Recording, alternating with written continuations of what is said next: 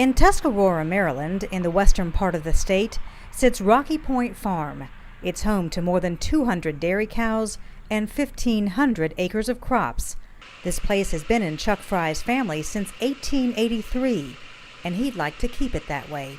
Well, you know, our heritage runs awful deep in the state of Maryland. Very proud of my parents and my grandparents, very proud of the kids in the next generation, because I guess what's the most troubling in the hearts of farmers is we can preserve the ground and we can preserve farmers, but where are we going to get the next generation to carry on this legacy? But dairy farms in the state are struggling, giving way to new development and shutting down at a rate that's twice as fast as the national average. Looking for a way to ensure the future growth and financial stability of their farm for generations to come, Chuck and his wife Paula turned to a milk product kids of all ages love, ice cream. Chocolate, vanilla, coffee, cookies and cream. I really like strawberry. And of course, strawberry. We wanted a way to get our product direct to the consumer. That's what everybody seems to want now.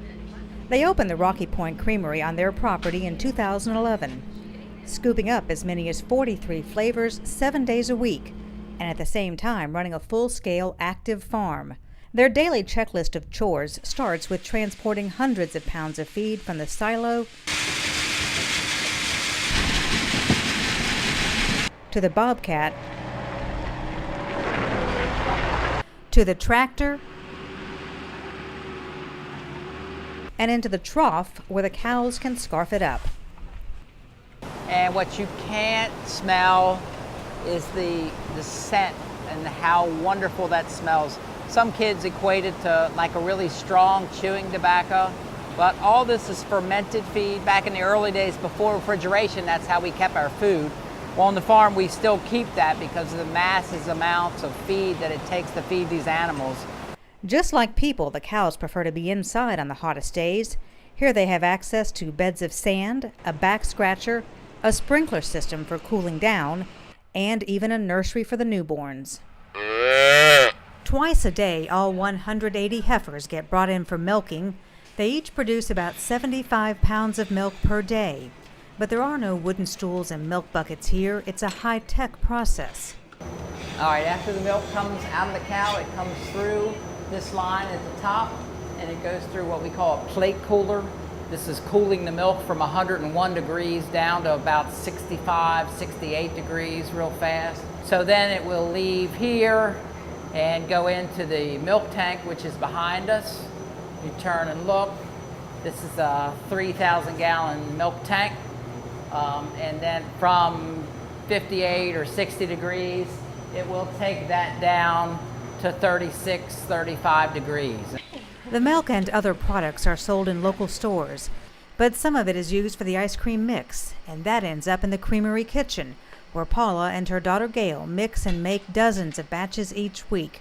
120 of these 5-liter pans, that's more than 150 gallons of ice cream each week, roughly 3,500 scoops every month. You can tell a really good ice cream shop by the vanilla that they serve. So you should always go in and try their vanilla first.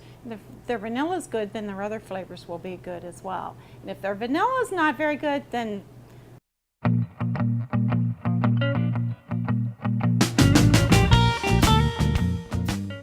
every batch is a multi-step process, from adding in the flavors, pouring it into the freezers,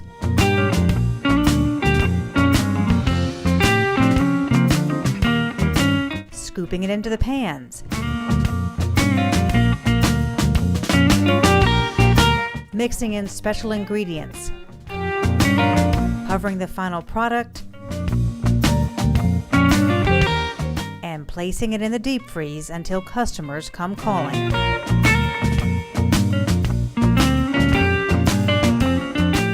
Business here is booming, and word has spread. There are at least 7 other ice cream dairies in Maryland now, which gave the state's Secretary of Agriculture an idea for helping the entire dairy industry here, with an ice cream trail and a passport to take travelers from one to the next. I am very good friends with Secretary of Agriculture, and he was up and cut the ribbon when we had our grand opening. And we talked a little bit about how we should be looking at ways to enhance the dairy industry in the state of Maryland.